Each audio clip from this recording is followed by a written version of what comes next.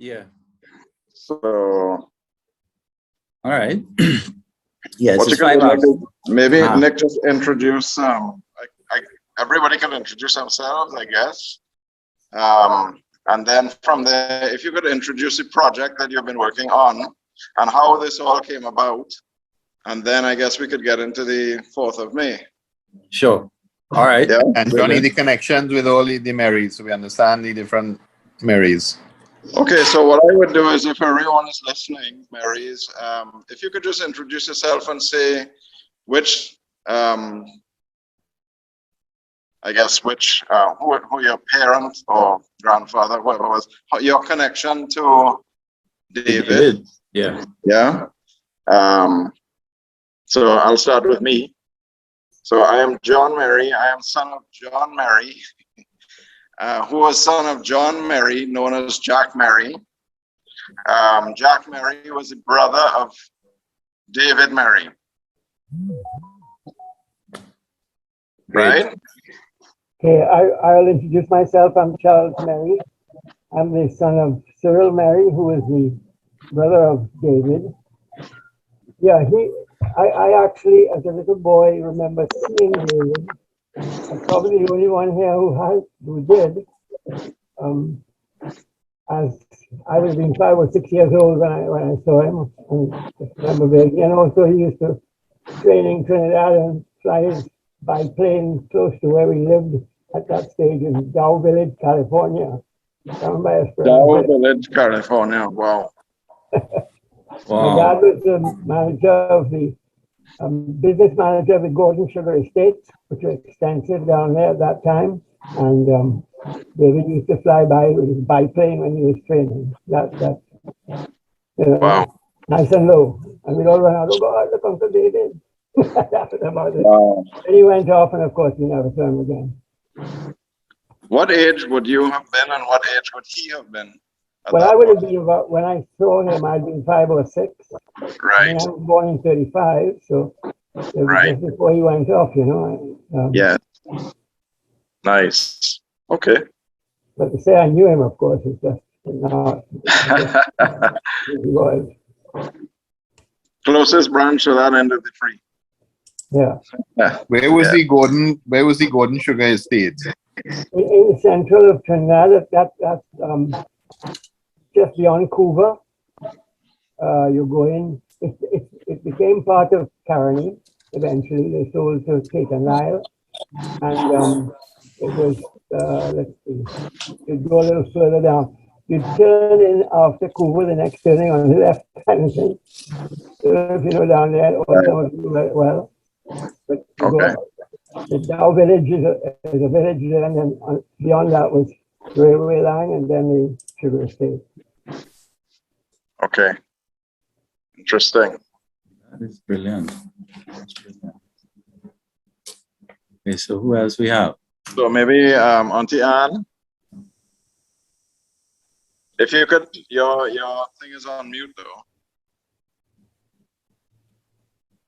Uncle Steve, you're on mute. Well, you want me to go ahead? All right, Johnny. Okay. Yes. There you You're go. hearing me now? Yep, perfectly. Okay. Well, I am on with my brother David, called after Uncle David, and nephew Lee, who is Jean's son. Jean Nice. cannot be with us because Jean is always coaching tennis. Yes. But That is a big day for them. Yeah. Yes, and I don't know. I really don't have anything else to add except that I'm listening to all of you. I didn't say that, we are the children of Harry Mary, brother of David. Harry was the one in the family before David. It was Cyril, Jack, Harry, David. Harry was the best looking. Where we got our looks from? Yes. Very good, man. Nice. So it was 4 brothers, was it? Is Four that brothers. correct? Yes, all boys. Yes. I noticed you chose to say that, Auntie, on Zoom, not in person. Ah, That your dad was the best looking. Well, it's common knowledge. I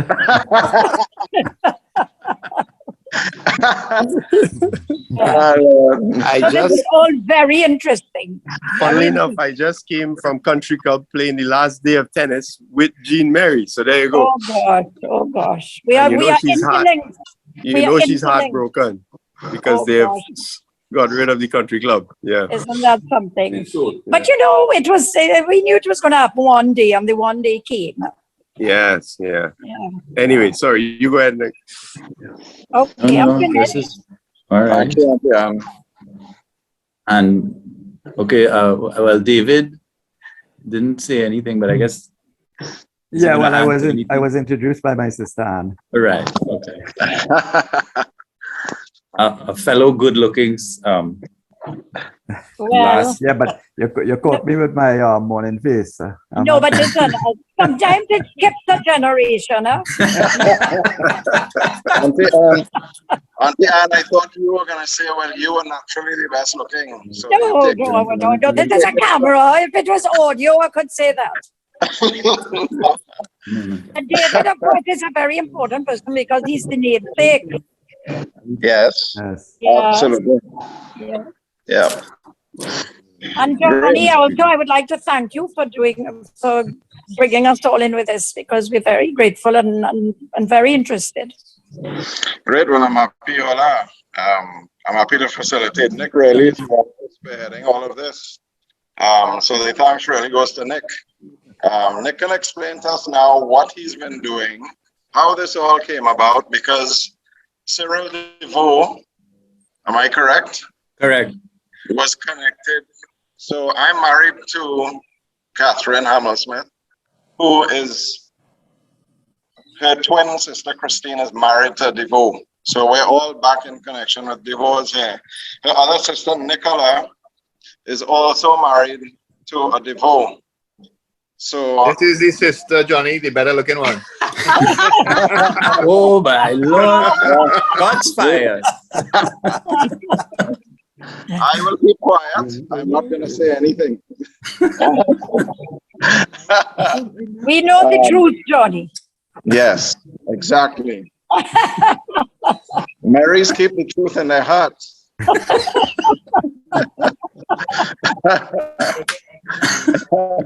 Wow. So it's funny that we now have the connection back here at our level, which is the lowest level at this point. Well, we have children as well, but they're all interconnected. But at the Cyril DeVoe level and the David and Harry level, there was a connection in the war. So Johnny, your audio is a little coming and going. I'm all hearing right, him fine. all the entire family is probably on some form of video activity in the house Saturday Okay. morning. But I'll go and shut them down. Just give me 2 minutes. But, what I will do is let Nick introduce the project and how this all unfolded so that we have a better, clearer idea. Marys are not, this chain of Marys are not good at explaining anything. So I think that if Nick could explain to you guys the logbook, which is the backbone of the whole thing, which is a project that he's been working on, and how that turned into David Mary and Cyril DeVoe and Harry Mary somewhere in there as well, and then here today. So just hold on 1 second for me. Wow. Okay. Well, while Johnny is culling the rest of the bandwidth activity, good morning again to all the Marys here. It's really such a wonderful pleasure and an honor to meet all of you. Of course, also welcoming the DeVoes, Dan and Matt, and your lovely wives, Christine and Catherine, and of course, Lars McKee, our webmaster for the logbook project, who I will hand over to in a moment. But thanks again, Johnny, for that wonderful introduction. We were here originally to talk about a memorial service that's upcoming, and we'll get into that. But I see perhaps this is also the inaugural Mary DeVoe breakfast beauty pageant that we could maybe spin off. We'll talk about that later. But not to get too sidetracked. This all came about, as Johnny said, because Cyril DeVoe, my dad, and I'm the last of his 9 kids. Cyril went off to join World War II, which was the thing to do, I guess, if you were born in the 20s. And I just always had a fascination with the Second World War for whatever reason. I can't really say why. It just was a period that continues to fascinate me because of how it has affected so much of our world and the geopolitical setup we find ourselves in today. And the fact that Dad was in the war was just sort of my avenue, really, to explore the greater, that whole conflict and everything about it. And of course, he never spoke about it, as so many of these veterans did. I think there was a Mr. Fafa in Trinidad that just died recently, who was an amazing pilot and had his own history. And unfortunately, I didn't get him to sign. Anyway, so because of that, my father had this logbook, where he logged his every flight through his training school, and then post-training, he actually did make it over to England. But at that point, the war was really winding down, so he never actually got deployed into combat. He did say he had an opportunity to volunteer and fly gliders into Europe, but he chose not to do that. And thank God, because I probably wouldn't be here speaking to you today if he did. That was a real suicide mission. And then the war wrapped up, basically. But Dad was a fully qualified fighter pilot by the end of the whole exercise. He then tried to join the Fleet Air Arm, where he started to train in like Spitfires and so on. But thankfully, or the way things worked out, they dropped the bomb in Japan because he was then preparing for the Japanese invasion. But they dropped the bomb, and the war wrapped up, and Dad came home and joined Barclays Bank, and here we are today. So it's many years. Sorry, go ahead. At that point, you're in St. Lucia now, but your dad was also trainee. Correct. So Dad was living in Trinidad. Right. So he was. Sorry. Go ahead. Explain. Yes. Cyril DeVoe there. Okay. So Cyril DeVoe was born in St. Lucia, Right. 1920. And then when the war started, he was working with Barclays Bank already, and I didn't really ever have him sit down and explain to me how this really worked out. But he did really want to join up, but I think his mother was blocking the route. So I believe he organized a transfer down to Trinidad, where he kind of got away from her apron strings, because again, he's the last boy. And then where he met Trevor Roston, who ended up being his best friend through his whole life. And the two of them bought a ship out of Port of Spain in 1943 and managed to get up to Canada, where his training began. And then when the war finished, he ended up, thanks Lars, he ended up back in Trinidad. Of course, at that point, you have pilots coming back, everybody's coming back. He was maybe toying with an idea of joining BUE at that time, but there was a whole wash of pilots coming back. So he ended up going back to Barclays and finished his career there, retired, came back to St. Lucia in 1980. Me being the youngest, I was the only one really still at secondary school level. So I followed him from Trinidad to here in St. Lucia, and that's how I've ended up here in St. Lucia. So that's how that played out. Matt and Dan, of course, born here, and then He's in St. Lucia. Right. So I'm speaking to you guys from St. Lucia. Matt and Dan are sons of my first brother, who, as Johnny explained, through marriage connection is why we're all here today. So that's the whole DeVoe side of that connection. So coming back to the logbook, somewhere, as I say, I always just had this interest. Dad died in 1997. He was 77 when he died.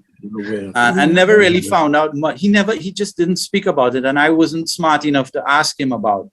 Because again, for a lot of these guys, if they didn't see combat, they didn't think they had anything to talk about. And even the ones that didn't want to talk about it. So So everything that we are presenting to you today is as a result of what he had in his logbook. That was the genesis. And 6 years ago, I thought it would be an interesting, I saw a story about a Japanese fighter pilot online, just popped up, and I thought, wow, this is interesting. And I don't know why, but something inside of me thought, wow, wouldn't it be awesome if I could get this gentleman to autograph my father's logbook? And it just so happened that my boss at the time, I worked for the OECS, which is an organization of Eastern Caribbean states. And my boss was off to Japan to work. So I said to him, look, could you take this book with you? I had a contact in Japan to give it to this gentleman to get this man's autograph, because I had contacted the family and they said, yes, they would entertain it if I could get the book there. So the day came and my boss was getting ready to go, and I went and I said, hey, could you take this? And he said, what is it? And I explained it to him and he was horrified. He said, man, are you crazy? What are you doing? You know? And I said, no, well, take it. And I mean, I was sweating because I thought, oh my gosh, what am I really doing? You know? Anyway, eventually, long story short, he took the book. It went to Japan. It got to my contact. And unfortunately, the gentleman who I had wanted to sign, he was 99 years old. He died. Couldn't even sign the book. And I thought, oh my Lord, we foot. Yes, this is it. Thank you. So this is Dad's logbook. But then I thought, well, look, the book is in Japan. Japan was in the war. There must be somebody else who could sign this book. And it was around the same time that Obama was winding up his presidency, and he was actually in Hiroshima visiting and made a speech at the Hiroshima Memorial, the first US president to actually do so while in office. And at that visit, there's a photograph of him with a gentleman named Shigeaki Mori. Shigeaki Mori was a 9-year-old boy walking to school in Hiroshima on August 6, 1945, when the bomb fell, when they dropped the first bomb. And he got blown off the bridge into the river below. And that's how he survived the atomic blast. He came back up into this Armageddon, you know, desolate, horrible environment. There he is. That's Mr. Shigeaki Mori meeting with Mr. Obama in 2016. And so this thing came up and the book was in Japan. I thought, well, wow, this is amazing. Maybe I could ask Mr. Mori. So we got into contact with Mr. Mori, and he replied, yes, he would sign the book, but he's not so well. He had to go to the hospital. And I thought, oh my Lord, this book is becoming the kiss of death. But anyway, he came back out of the hospital. And as I now understand, the reason he had to go to the hospital is because he's had cancer all these years as a result of the radiation of the bomb. So he's lived with that his whole life.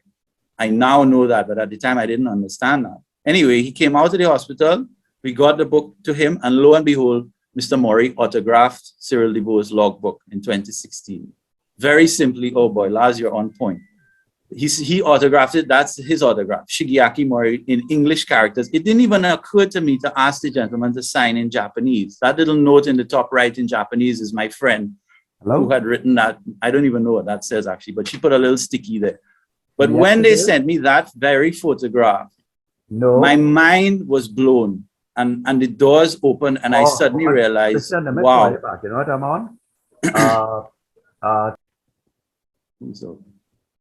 So at that moment, I thought, my goodness me, this is incredible. And who else is out there to sign the book? And that was 5 years ago. And here we are today in our 6th year, some 160 signatures later. The book has been all around the world, to places like France, Germany, Australia, New Zealand, Canada, the US, a couple of places in the West Indies. So we've encountered people with stories like Shigeaki Mori, just, you know, the most mind-blowing story, Pearl Harbor, D-Day, the whole Italy campaign, Holocaust survivors. We have people who lived through the camps, people who liberated the camps, people who were in Japan. Yeah. This is to give you some idea of all the places the book has traveled to and been in the last 6 years. It's done over 250,000 miles. Dame Vera Lynn, those of you who would know the singer, she died about 2 years ago at 803, I think she was. She signed the book.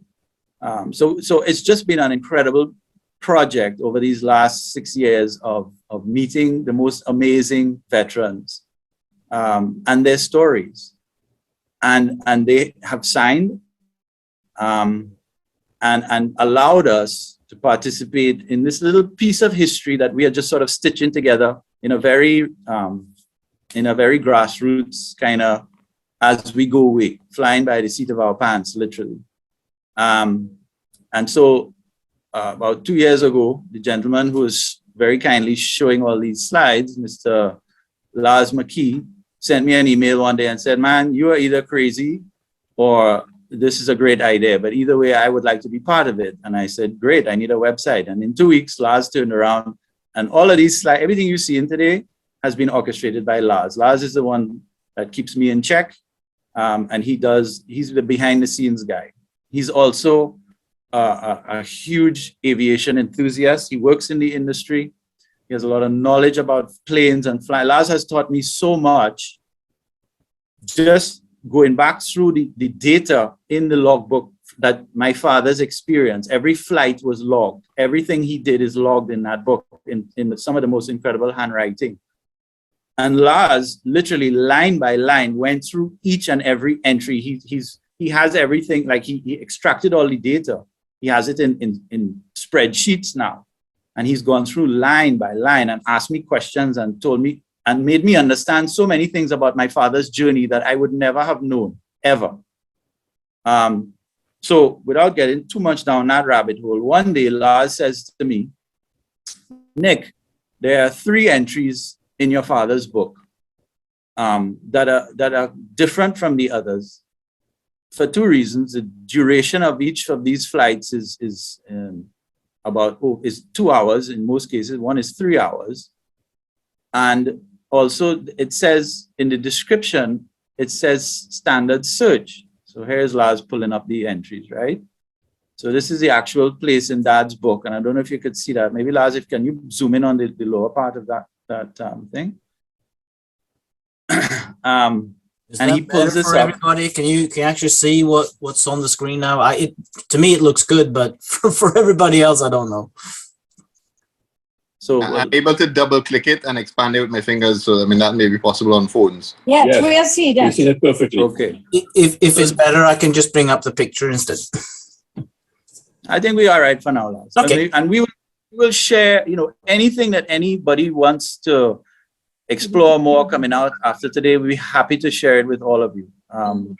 And I mean, if I could just say to you, Charles, that little introduction you gave at the beginning where you spoke about being a 6 or 7 year old and watching Mr. Merry fly by in his biplane. That was so profound. The hairs on the back of my neck stood up as you were speaking, because it is those types of connections that bring this into flesh and blood for me anyway. I don't know for the rest of you, but that's the kind of thing that excites me and makes this project so worthwhile, I think. But anyway, back to this logbook. Okay. Hi. Yes. Hi. This is Steve Plummer. I'm Hi, married Steve. to hi. Harry, I got to know quite well. And Harry, when he spoke about the war, is only when he had a few drinks. And he went up there in 1939. And he was in Bomber Command. Right. In fact, he was on his second mission. Mission is 30 flights over Germany. And he was on his ending his second mission when the war ended. He was on he was on his 3rd plane. And interestingly too, the other planes were shot up so badly, he was on his 3rd aeroplane. And the other important thing I think I should mention is that his captain was a Trinidadian, and his captain was a banker, Sam Collins. And he was actually the one that was the co-pilot, chief engineer, and the one that pulled the lever, right? And so it's quite a story. But I have another quick story just to give, and it's a true story. When Anna and myself were in England, it was a time about 4 years ago, and they were honoring Bomber Command, which Bomber Command was not the politically correct thing. But after all these years, they were honoring Bomber Command, and they put up a statue of all the monument of all the guys that would be on an airplane. I think it's 6 of them. And we decided to, it was a green park, and as we were coming back home, we went and decided let's go and see this monument. And while we were walking towards the monument, me and my fastest saw this elderly gentleman being held with two ladies on either side. So I stopped to ask like direction or to get into conversation. And he asked me, yeah, eventually I said, he explained to the war. I said, yes, my wife's dad was in the war and he was in Bomber Command. And he said to me, where are you from? I said, Trinidad and Tobago. And he said, fact 19. and the true part of that story is that Joseph Fernandez sent every Trinidadian during the war a bottle of rum every single month, which they traded for all sorts of different things, right? That's about it, but I got many more stories I can give, right? But I just wanted to mention that Harry, being the elder brother of David, that he was actually in the war itself. Excellent. You take it. Thank you. Thank you very much. That is absolutely relevant, and it also helps us to flesh out this story in terms of the extended family. So, and you know what, Daddy? Well, he didn't talk about the war just like your father, but what he did say was Bomber Command after the war, as Steve said, it was very politically incorrect to talk or to give them any kudos for winning the war, because they had bombed so many villages and so on. They did their part of all the misery that Germany went through. Absolutely. So during the war, they sort of ignored them for 50 years or however long, because they really could not bring up all that until they finally built this monument. You mentioned the Farfars, and there were two brothers. There was Pateras, Sidney Knox, Kimbo de Vertai. Sidney Knox has signed. Sidney Knox is a signatory in the logbook. Yeah, he was a fighter pilot. Yeah. That's right. And in fact, Sidney's journey paralleled Daddy's own almost, it's quite uncanny. Except that Sidney, remember I mentioned about flying the gliders. Yeah. Sidney actually did fly a glider into Germany. Yeah. And his story of that is mind blowing. The glider landed in an active battlefield. And so no sooner did the plane land than he had to jump out and jump in a ditch because he was under machine gun fire. Oh my God. He would have probably died right there, except according to him, and he's written this in his biography. Yeah. Some big according to him, a big American fella jumped in the hole with him and said, "Hey, you ready to get out of here?" And he was like, "Yeah, you lead the way." And the Yank jumped up and started returning fire, and he followed him out of that hole. My gosh, what a story! There he is, yeah. And he said prior to landing, whoever it was, right? Yeah, there he is. They told him, all right, today we're going to teach you all either hand-to-hand combat, and they showed him some big knife or how to use a machine gun or something. And he said, hey, no, I joined to fly. I ain't going to fight nobody, no hand-to-hand combat and nothing like that. So he declined.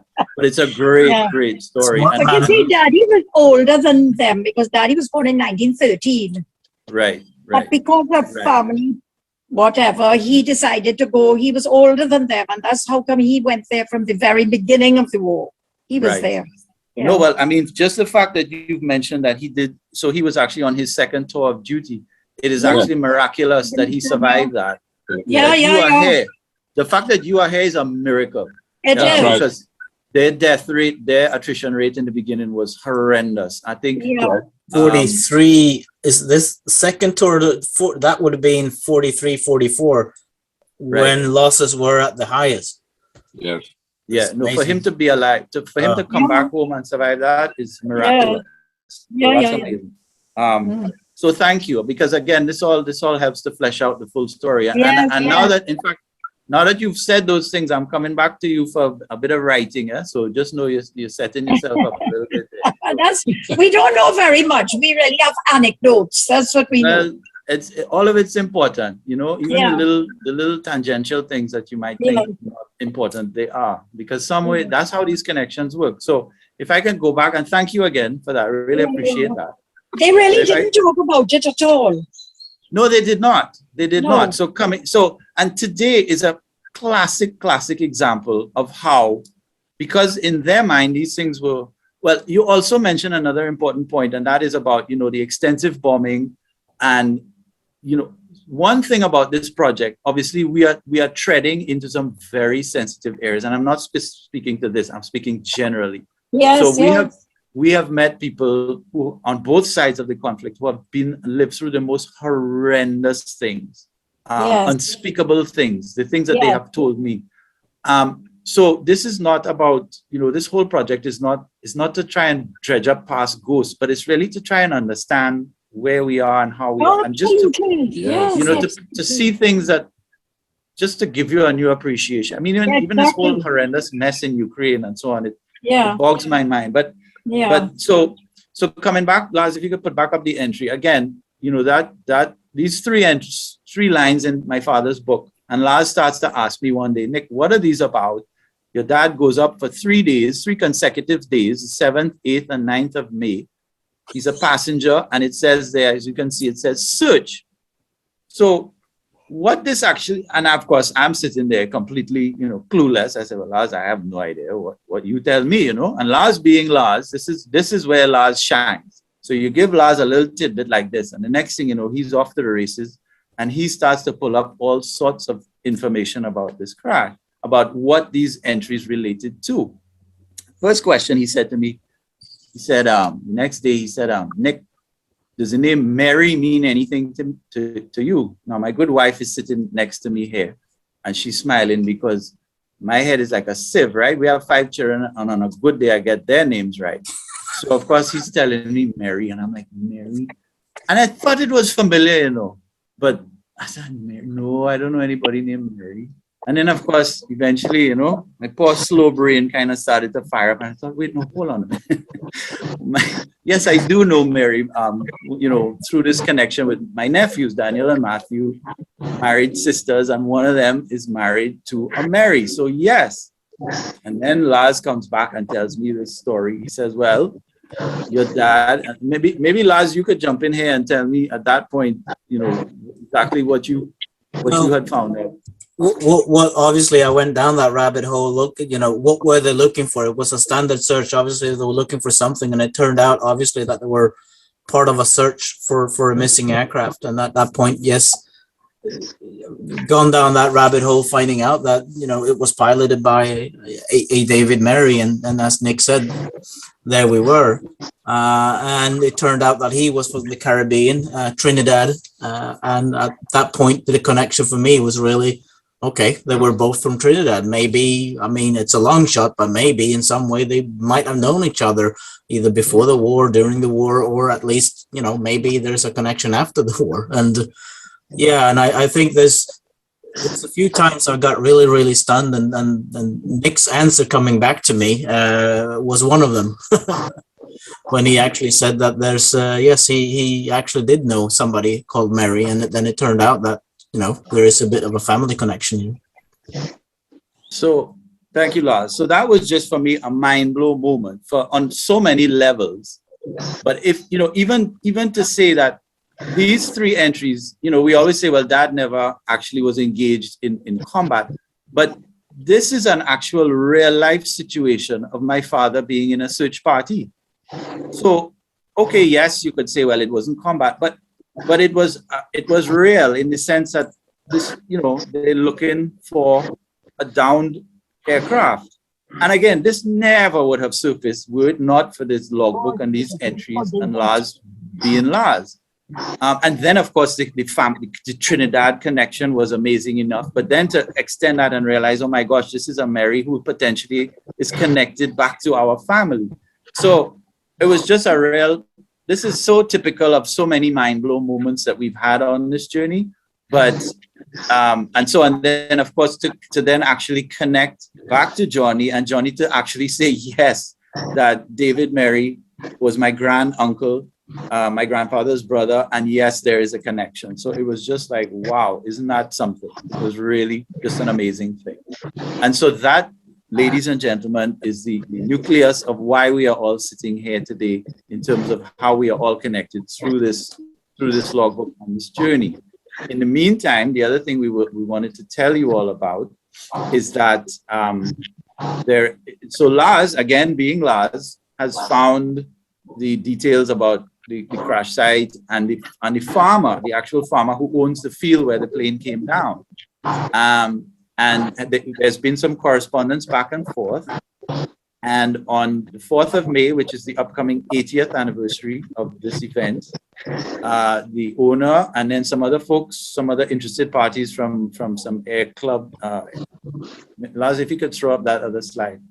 They are going to have a little memorial ceremony and a wreath laying to commemorate the victims of this crash. The other thing, just as a side note, is that, you know, in Canada opened up itself to be this massive air training school for the war effort, right? I think over 100,000 crew were trained in Canada, and they came from all over. And so, yeah, here it is. So it's the Harvard Historical Aviation Society. And on the 4th of May, they are going to have a laying of wreaths, as it says there, at the crash site of First Officer David Merry. And the other victim on that crash was George Conway, who was from New Zealand originally. And we've tried to track down his family, but so far, no luck. He seems to have been an only child. They lived at the very southern tip of New Zealand, is what we can tell you, but we haven't been able to find out much more beyond that, because otherwise, for sure, we would have loved to have had somebody from New Zealand join us today.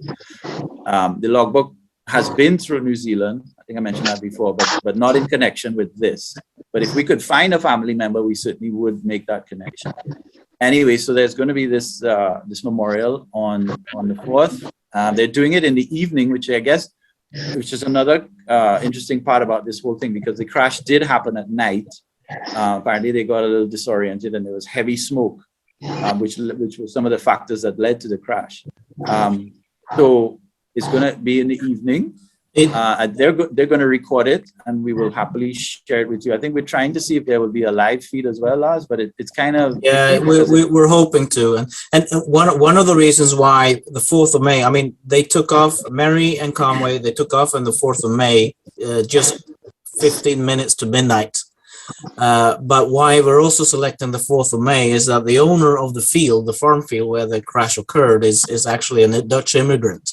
And in contact with him, which it turns out that he was very, very encouraging in allowing and accepting us to actually, you know, go into his field and hold this memorial service. He was very, very agreeable to that, and said that 4th of May is also the Dutch Remembrance Day. So it all coincided very, very well.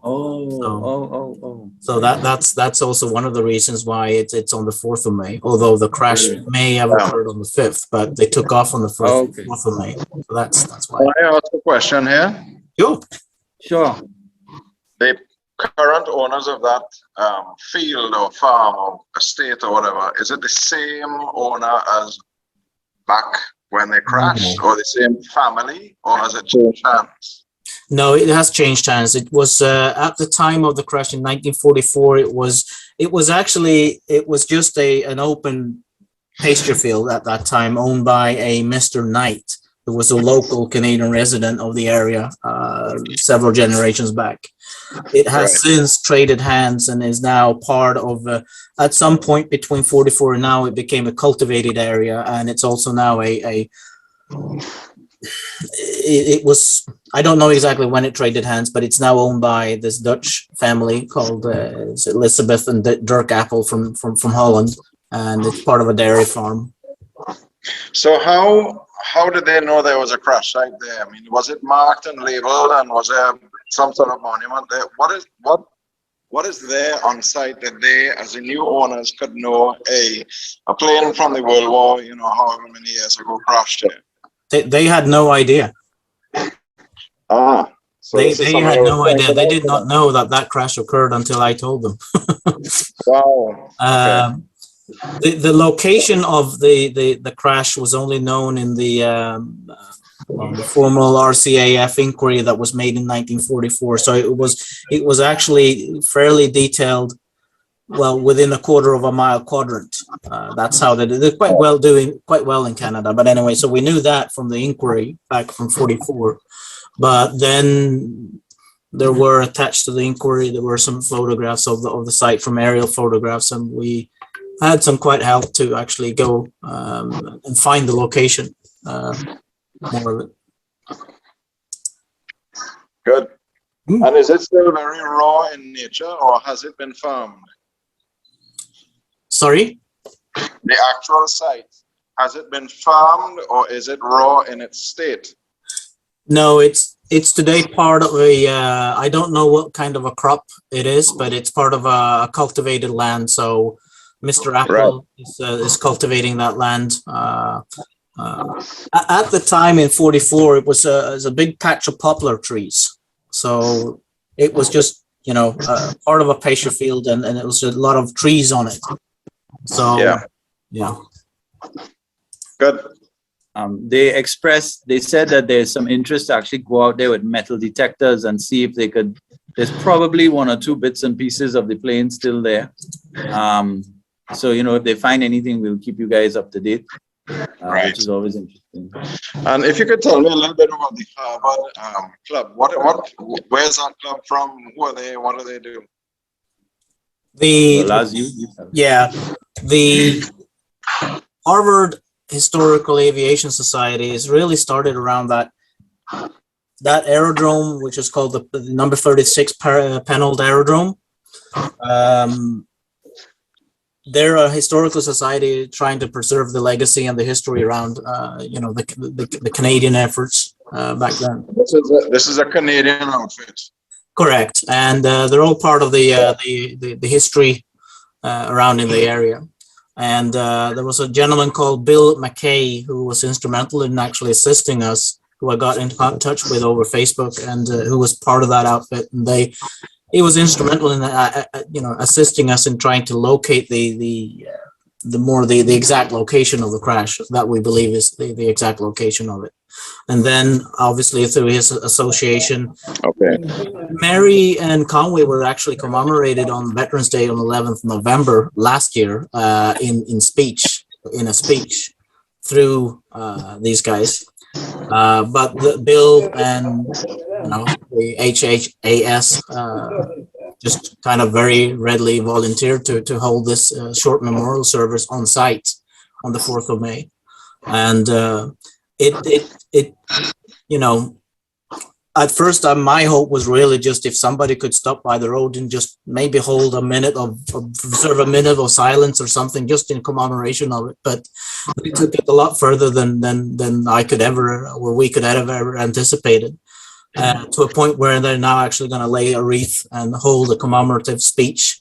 And since there are some people associated with that group is also part of a local flying club, they really volunteered to actually themselves in order to do a flyover during the ceremony, weather permitting. So it's it's going to be a very, very nice, touching thing for me, to be honest. And I mean, it's not something that nobody's ever asked. They're all kind of standing up and really volunteering to do it. So. We tried to invite them on the call, Mr. McKay, right, Lars? But it's a little early for them because they're out on the west side, so they were not able to join. But again, we're happy to connect. You know, any of the family who wish to, you know, absolutely reach out, whatever. I'd be more than thrilled to go into. I mean, if you are any interested in more details around the event and what's going on, and so I'd be happy to host another session. Be happy to talk to you.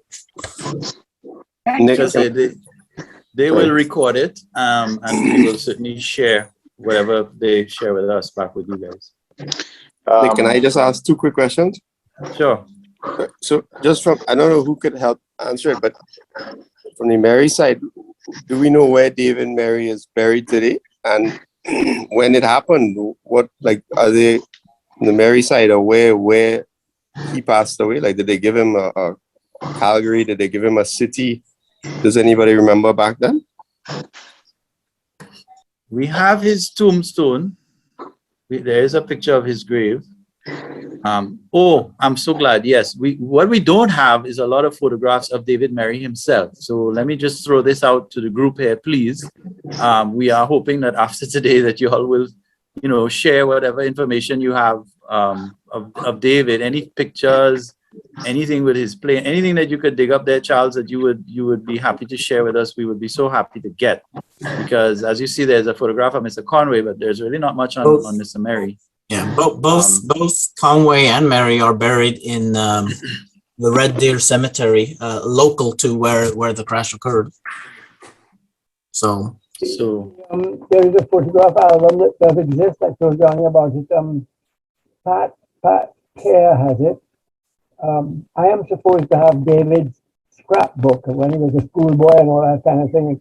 Mostly to do with cricket, and the photographs have a lot to do with his younger life and also to do with his time in the Air Force and so on. And Johnny might be able to get that from his mother. Right. Some photos. Yeah. Andrew, unfortunately, couldn't make it today. Yeah. Okay. But he's very interested. Yeah. Well, he's probably the only one who can prize it away from Patsy, so good luck to him. Well, just some pictures of it. Yeah, I'm searching for the scrapbook. I don't know, it's somewhere around. I'll find it eventually. Very good. I have a question actually for Mr. Charles Merry. You were saying, David Merry was actually a pilot even before he went to Canada. Is that correct? He started training in Trinidad. Now, I don't know what the connection was. He went from Trinidad to Canada. That's all I know. Yeah. My brother Robert, who doesn't answer the telephone, lives in England. No, because all today and yesterday, take part in this, actually was a medical officer in the Royal Air Force.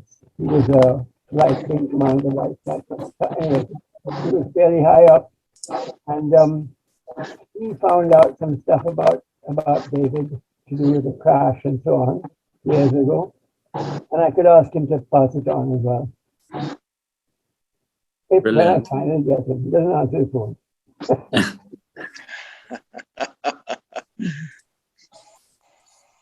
That's great. Thanks. Anything like that the family wishes to share with us and is happy for us to publicize and make part of this story, we are very happy to receive. By David, my brother I'm talking to, I remember a big picture of David Merry in his uniform that we had in our house. Do you have it? Is David there? David is not. He's there. He's on mute. David, you have to unmute.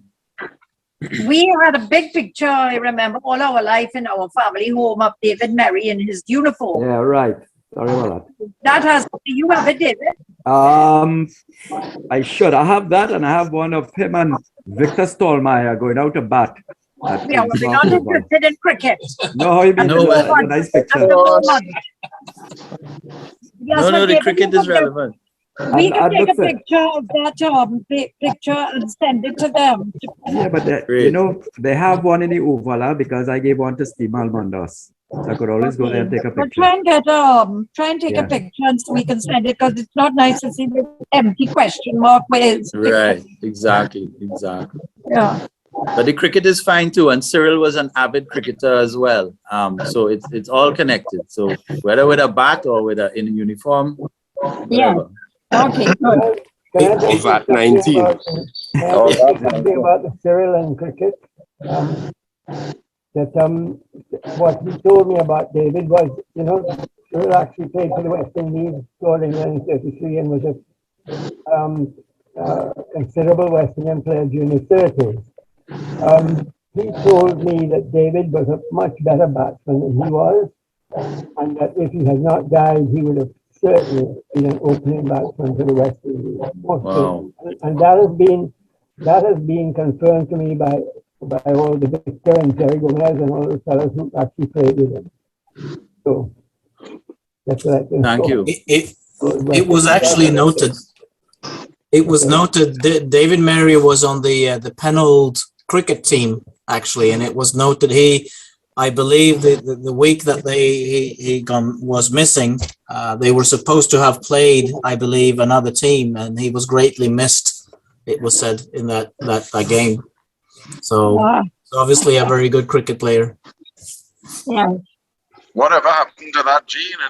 It just hasn't resurrected at all. Well, it's like the beauty gene. It skipped a generation. It skipped a generation, Johnny.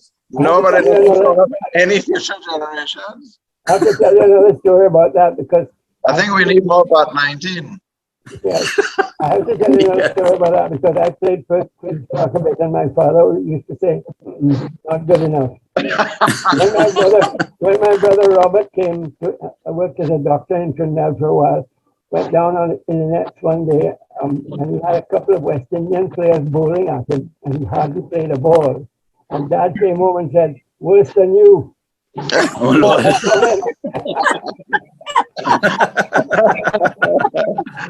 Oh, Lord. That's how they were in that generation. They were very straightforward in their humor.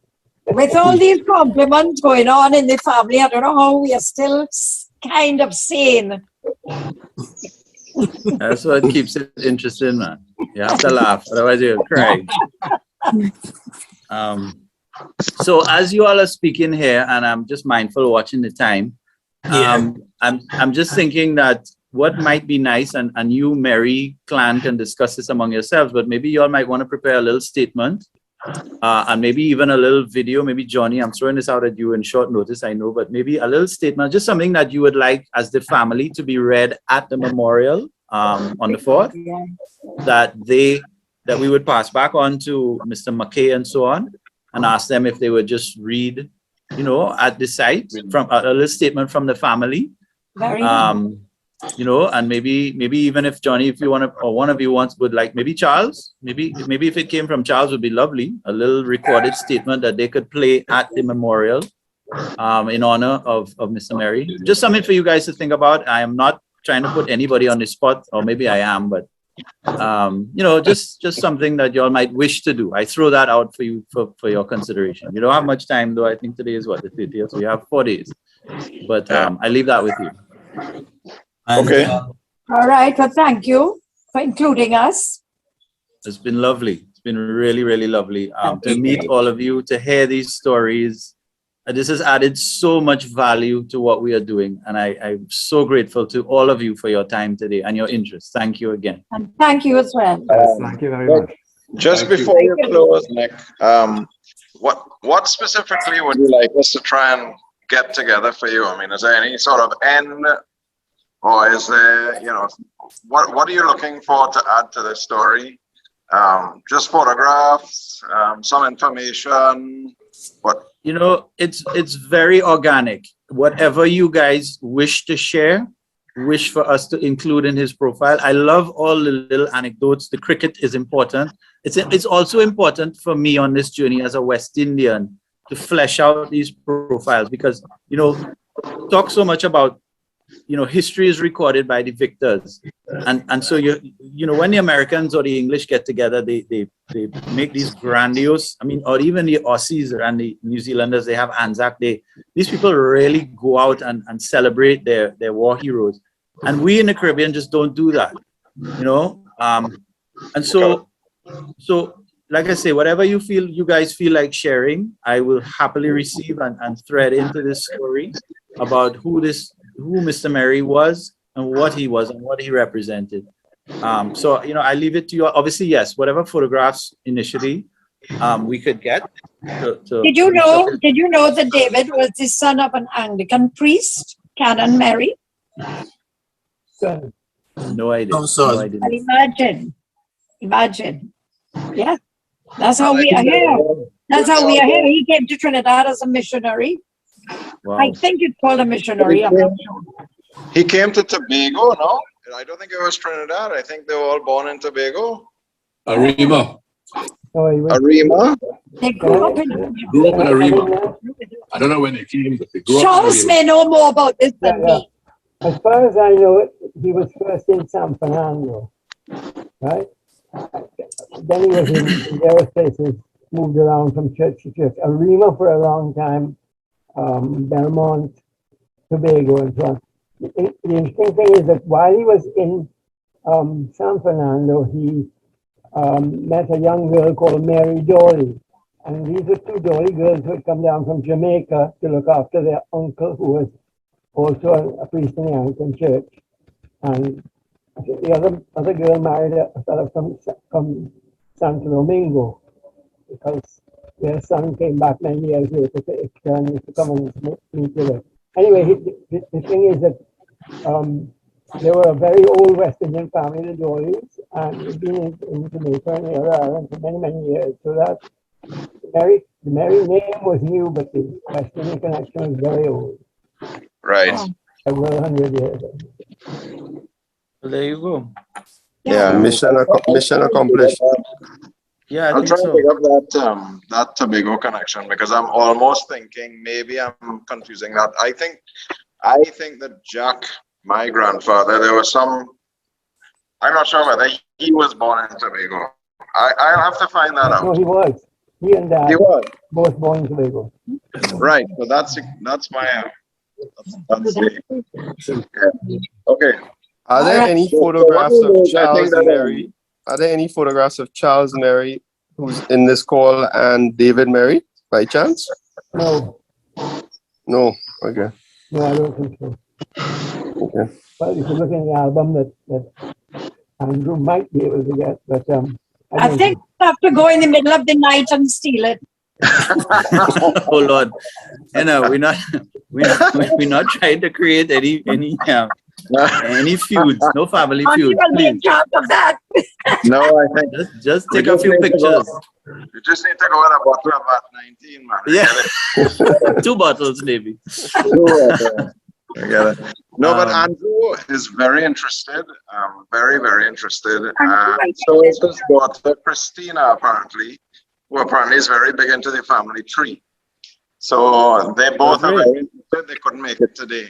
Well, but we will will- share this. This is being recorded, so we can share this with you afterwards as well. Oh, very nice. Great. Great. Yeah. Okay.